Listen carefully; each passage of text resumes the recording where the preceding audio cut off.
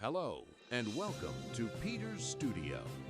The level of insecurity in Nigeria today is deeply alarming. Recent events, including the killing of a brigadier general just a few days ago, highlight how serious the situation has become. In this session, we will examine several security developments that will make you ask important questions. What is really happening in this country? Why is the United States reacting the way it is? What exactly is going on in Abuja? We will go through all of these issues step by step. Let's begin.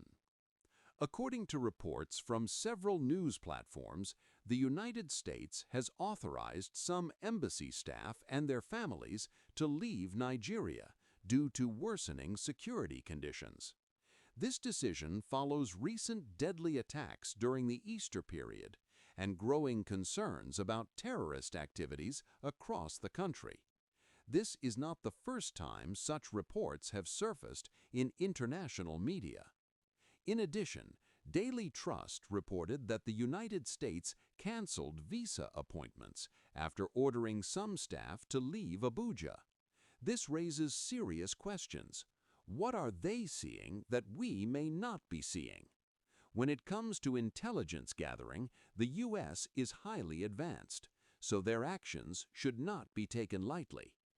Furthermore, the U.S. Embassy has listed about 23 Nigerian states that its citizens should avoid due to risks of terrorism and kidnapping. These include states like Borno, Yobe, Niger, Kogi, Kaduna, Zamfara, Plateau, Adamawa, Bauchi, Katsina, and others, including parts of the southeast such as Imo, Abia, Rivers, and Anambra. This kind of advisory shows the level of concern from international observers. People are now asking, how serious is the intelligence behind these decisions? Why cancel visa appointments and issue such strong warnings? There are also disturbing claims circulating online. One report alleges that within the past week, close to 1,000 Boko Haram suspects were transported to Abuja using a military cargo aircraft C-130. According to the claim, they were blindfolded and handcuffed.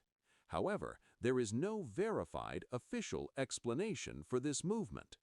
While the full details remain unclear, it raises concerns and calls for close attention. Let us move to another major development. A recent attack by Boko Haram on a military base in Borno State resulted in the death of several soldiers, including a brigadier general. The attack reportedly started around midnight and lasted for several hours. In addition to the casualties, military equipment was destroyed and weapons were reportedly taken by the attackers. This is why many people are calling for prayers and support for the Nigerian armed forces.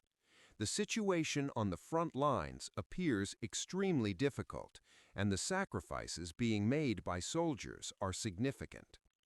Now, let us address a controversial issue: the rehabilitation of former terrorists. Some argue that rehabilitating these individuals is necessary, giving them a chance to repent and reintegrate into society. They even reference the biblical story of the prodigal son as justification for offering forgiveness. However, others strongly disagree.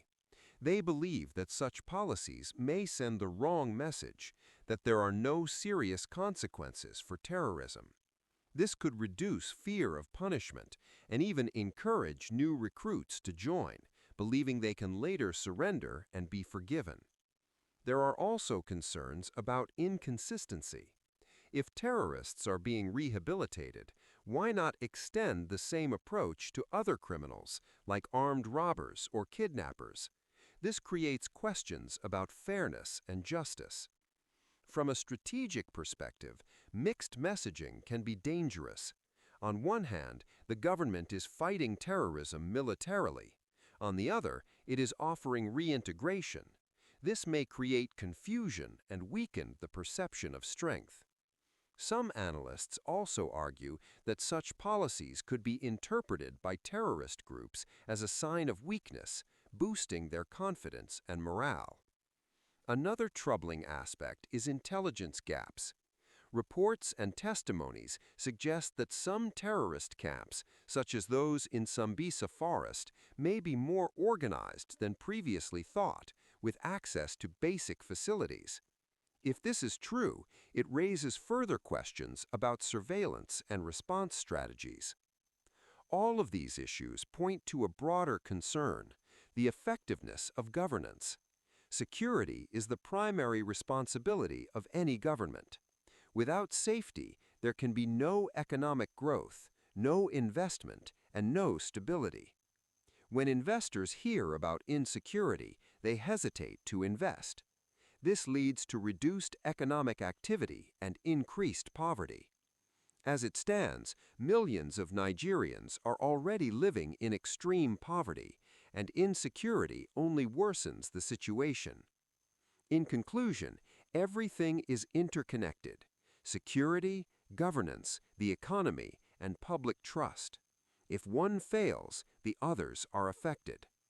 The key questions remain: what is really happening behind the scenes? Are current strategies effective? And what must be done to restore security and confidence in the country? Think about these issues carefully. What do you think? Don't forget to like, share, and subscribe to the channel.